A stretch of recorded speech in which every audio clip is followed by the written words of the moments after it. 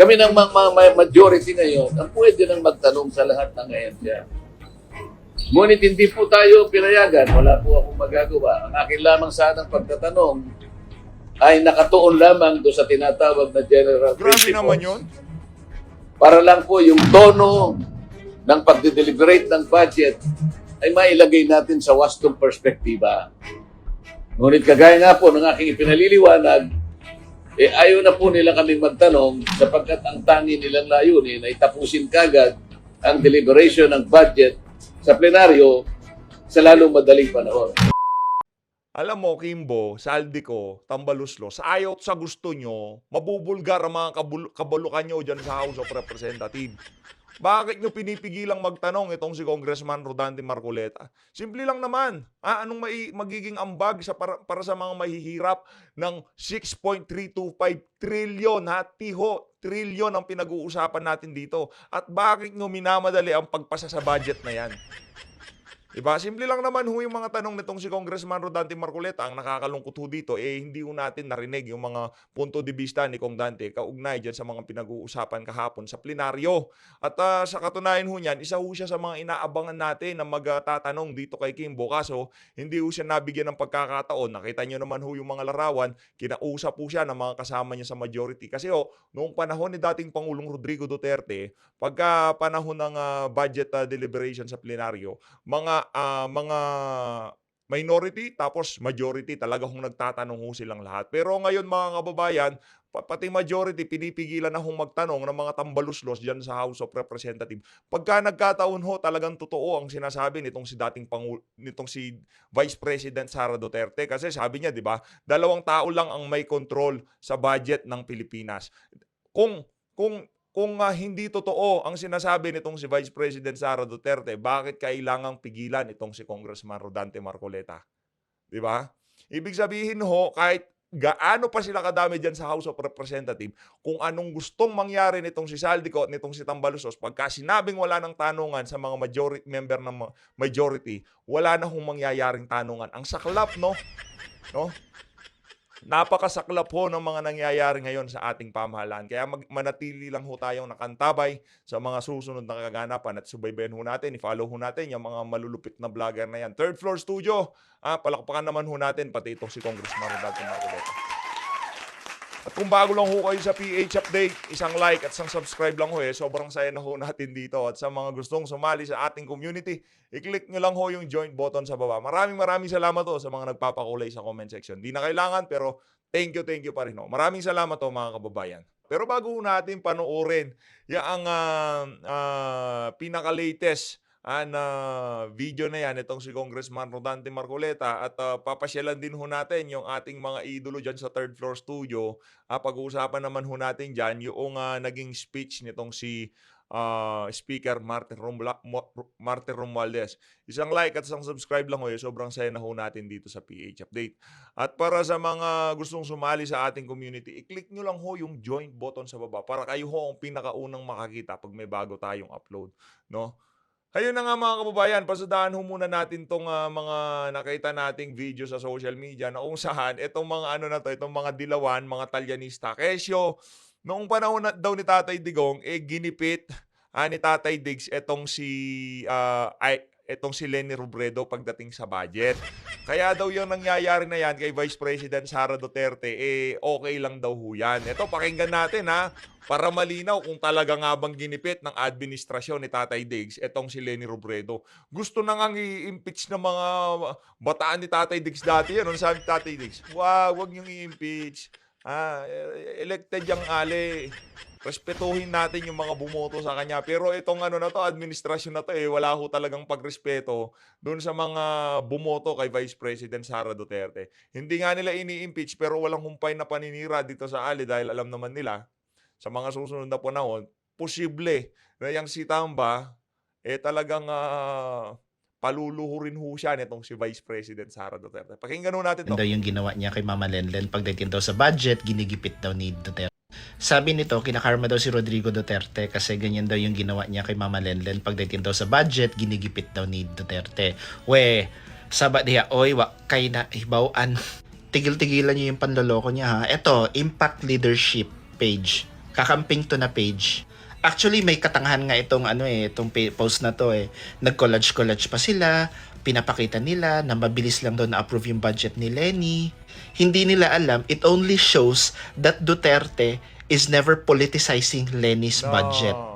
Never. Tingnan nyo pa nga, na-approve nga siya within minutes lang. And then when you look at 2021 and 2022 budget, tinaasan pa nga yung budget ni Lenny. They even gave her Kahit walang ginagawa, wala ho siyang mga programa. Kasi hindi naman ho magaling pagdating sa dyan sa trabaho na ganyan itong si Lenny Robredo. Yung niya, pinamimigay niya, puro lugaw. Kaya nga tinawag ho siyang Lenny Lugaw, di ba?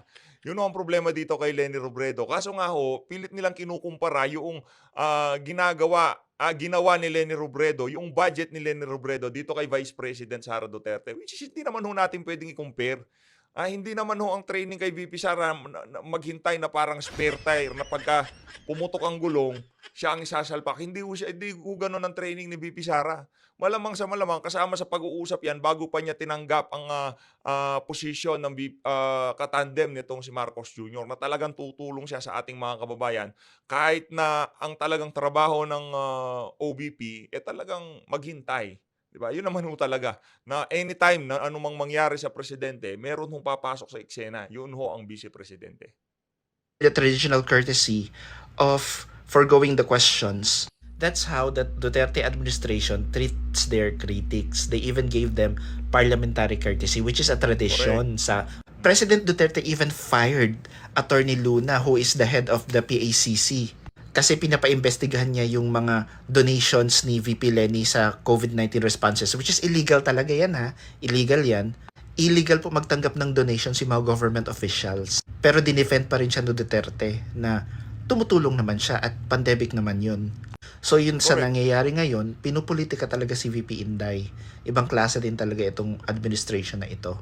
The notice of disallowance from COA is part of the process so that they have the opportunity to explain and to provide their documents.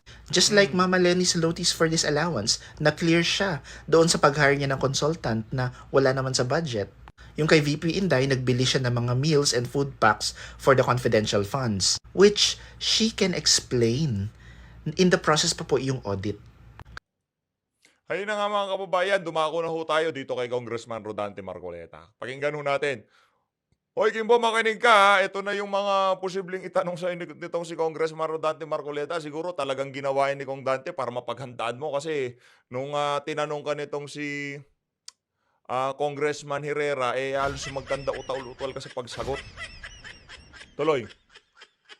Tuloy natin. Setyembre 16, uumpisahan ang pagde-deliberate ng budget ng 2025 sa ating kapulungan sa plenaryo.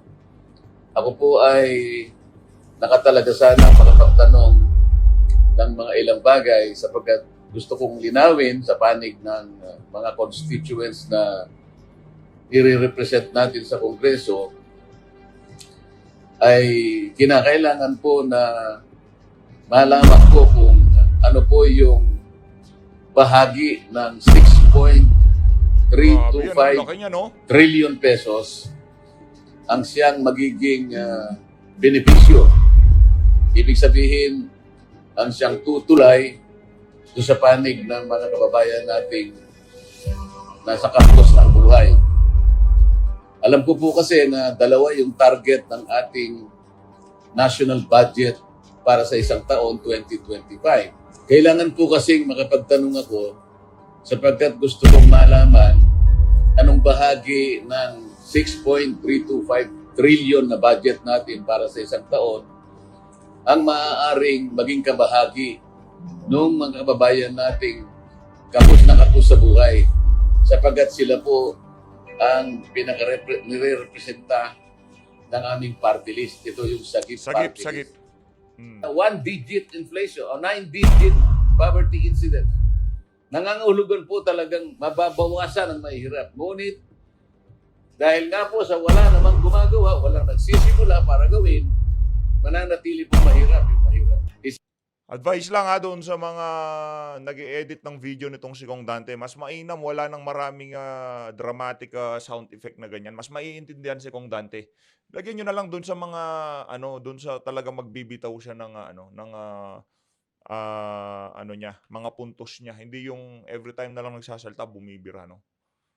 Advice lang ho para mas maintindihan siya kasi medyo magulo yung audio. Isa na naman pong tradisyon ang mukhang ayaw po nilang pahalagahan. Sapagkat ngayon lang po ako makakakita uli ng isang pagkakataon na yung pong miyembro ng majority, katulad ko, hindi na pwedeng magtanong. Puro lang po yung miyembro ng minority. Hindi po ganun ang tradisyon namin eh. Ang tradisyon namin, mauuna lamang pong magtanong yung minority. Pagkatapos, kasunod na naman ang majority, maging alternate na po yun. Hanggang maubos na yung minority dahil po konti lang sila.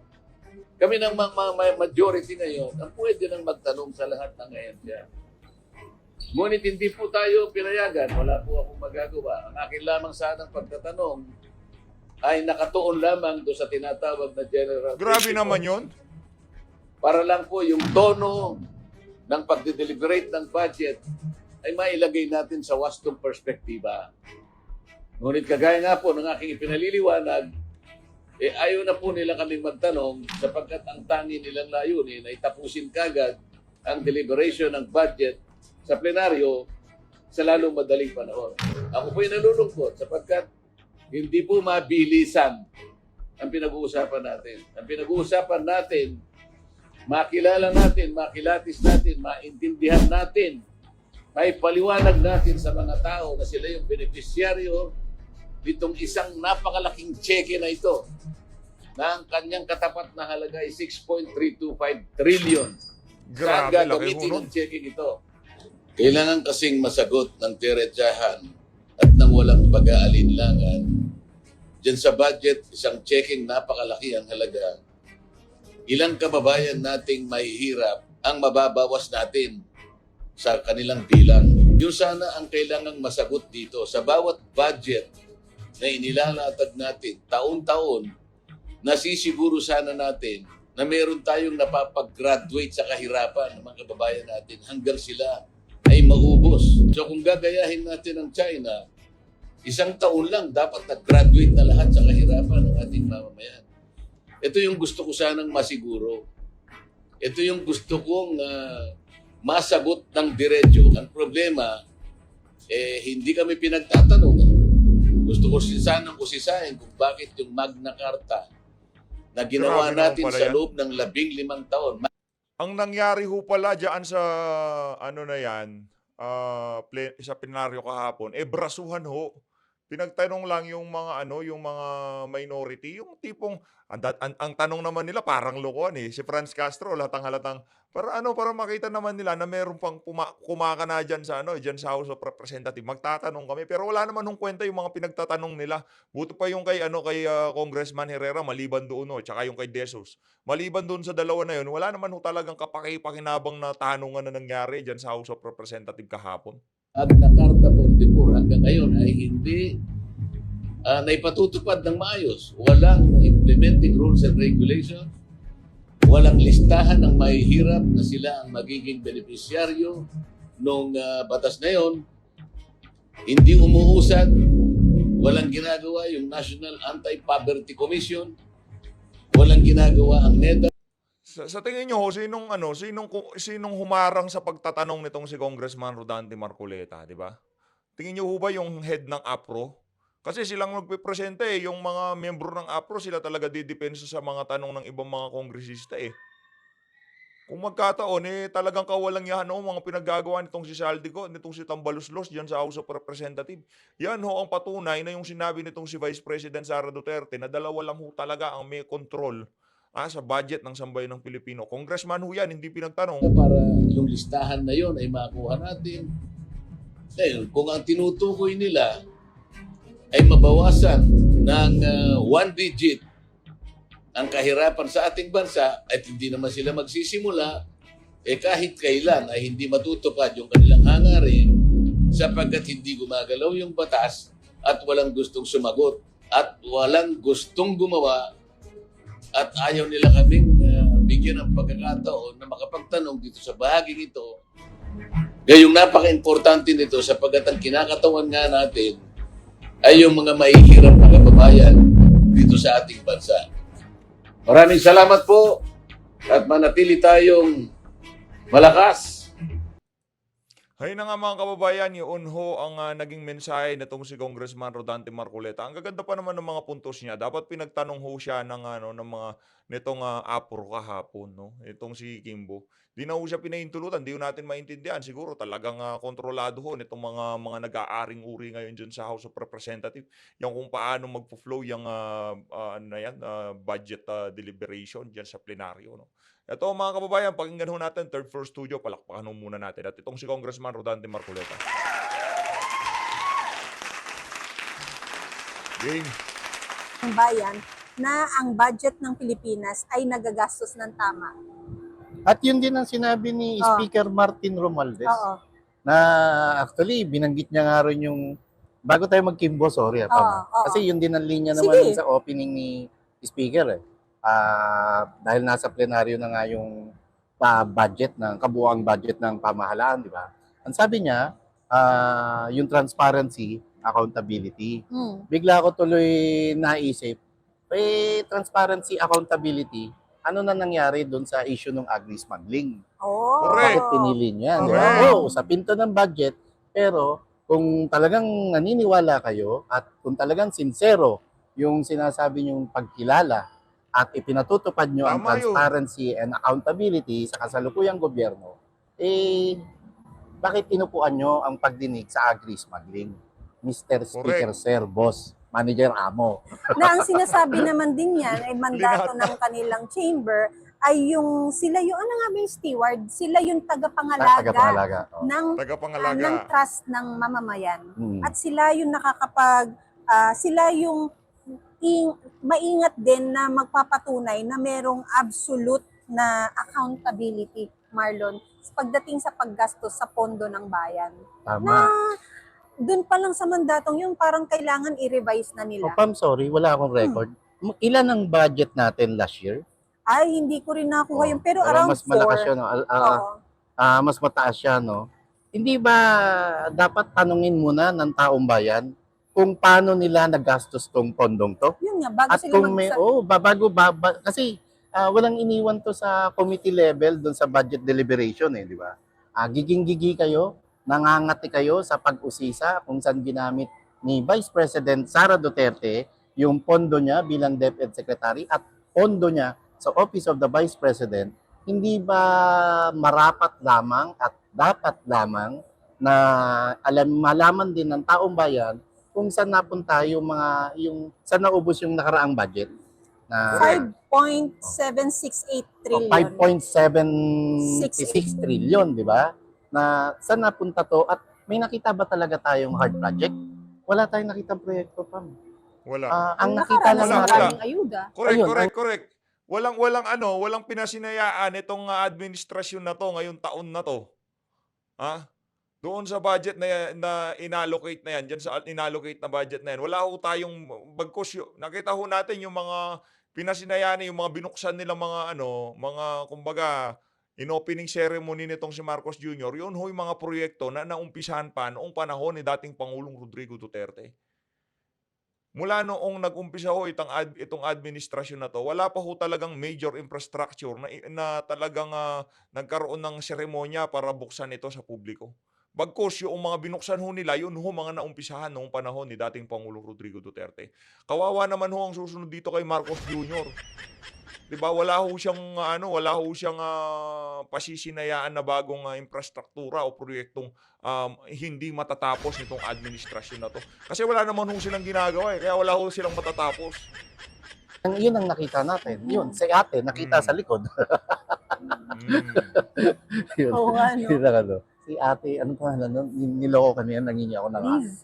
hot water. Ano ba to? Ayun.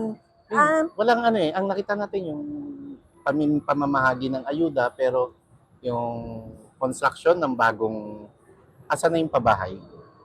Yung ilang 1 million na, no? oh, Sa, okay. di ba sabi, 1 million, 1 per, million year. per year. So, he is into his third year, Marlon. We should be seeing, sige, kung 3 million. medley, ibigay na natin 2 yung million. first Pero year. dapat kauupo tuloy-tuloy mo. na yung construction, Oo, di ba? kauupo mo ng first year. Sige, ibigay na natin na meron ka somehow na 1.8 million houses built already. Sa Nasaan? 3 years, meron, no? Oo, meron Halos ba? kalahati na lang ng 3 taon dun sa Oo. 1 million per year. Dapat kahit papaano With meron ka na 1.5. consideration yan ng mga tao. Na, And- sige, baka hindi lahat And nagawa. anong sani? Bakit may delay? Diba? Hindi naman tayo nagkaroon ng pandemic. Diba? Pero yun nga, Marlon, ang medyo nakakabuisit. Kasi sa deliberation ni Estela Kimbo, lagi niyang sinasabi na since we're still bouncing back from the pandemic, Correct. Pilipinas na lang. Yun yung kinabubisit ko pagka every time na maririnig ko, lahat ng bansa nagbukas na. Wala na ho. Wala na. Sa ibang bansa, wala na pandemic. Wala na.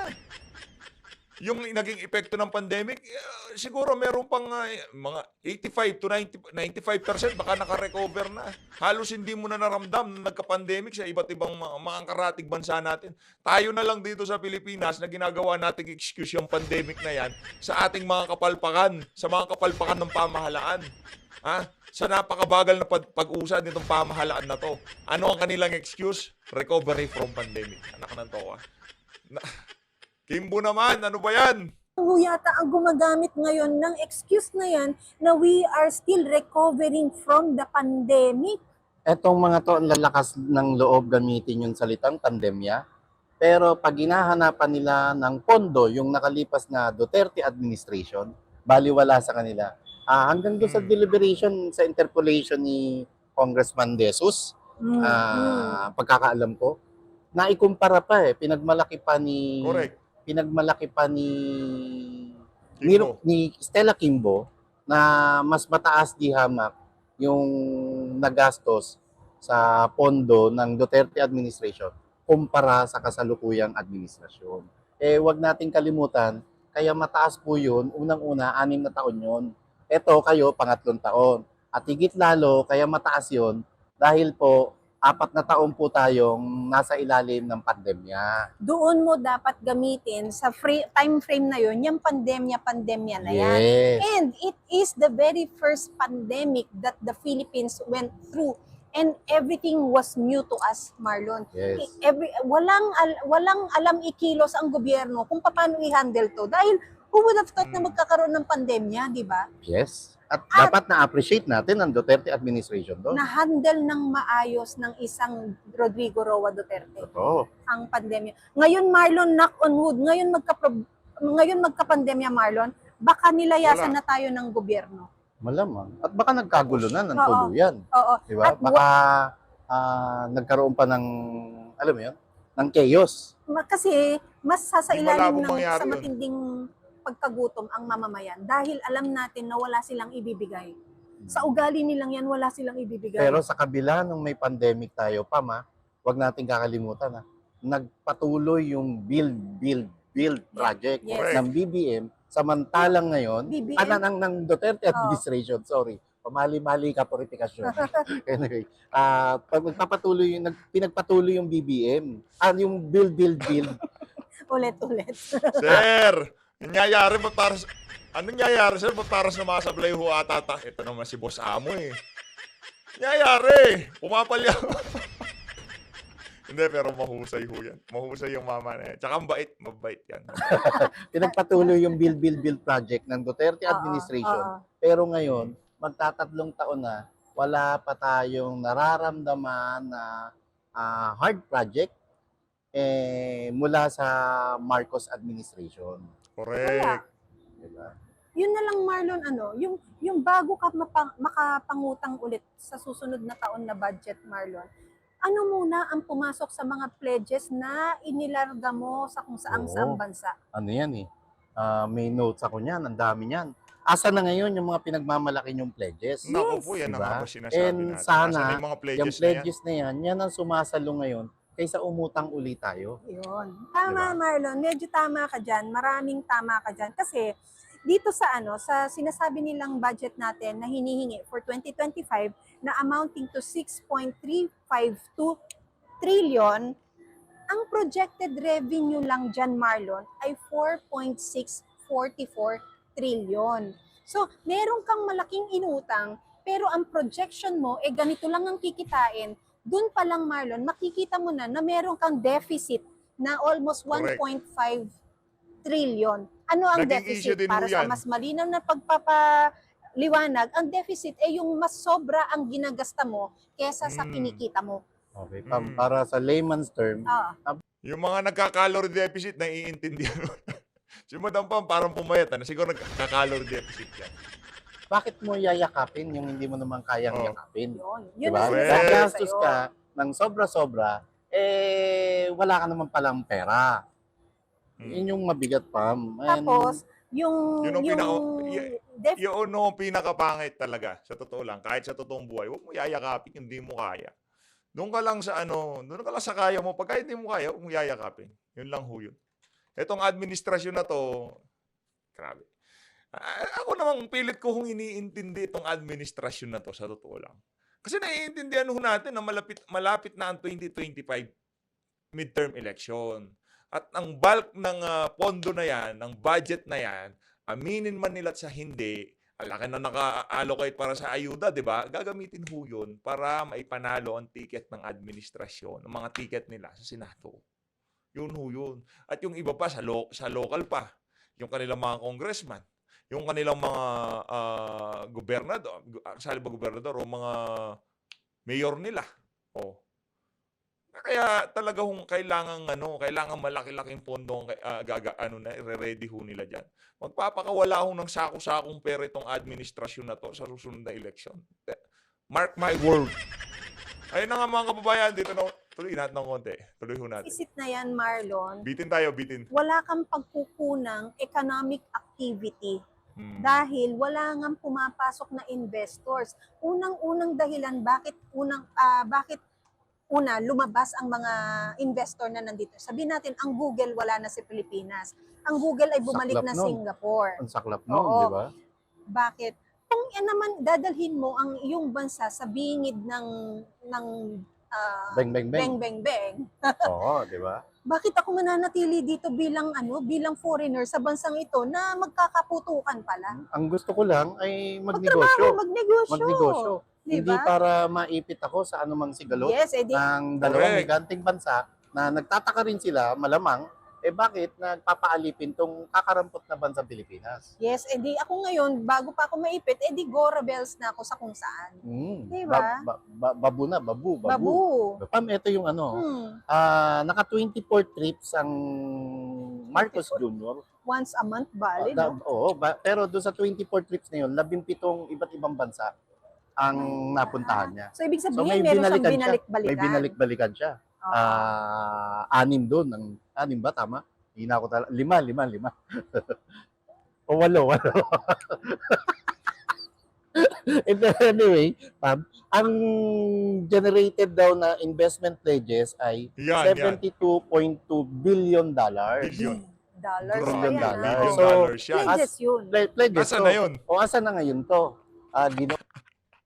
Bibitinin ko kayo mga kababayan para pumunta ho kayo dyan sa third floor. Nasa 20,000 pa lang ho ang view nito. Pasyalan nyo ho mga kababayan, third floor studio, your happy network. Isa ho sa mga talagang pagdating sa impormasyon, hindi ho magpapahuli ang third floor studio. Sir Marlon at Ma'am Pamela, subscribe ho kayo. Punta na ho kayo sa third floor studio, your happy network. Kung hindi nyo pa ho napanood itong video na to, click nyo lang. Maraming salamat ho sa pag-support sa PH Update. Mag-ingat ho kayo lahat. Mahalin natin ang Pilipinas.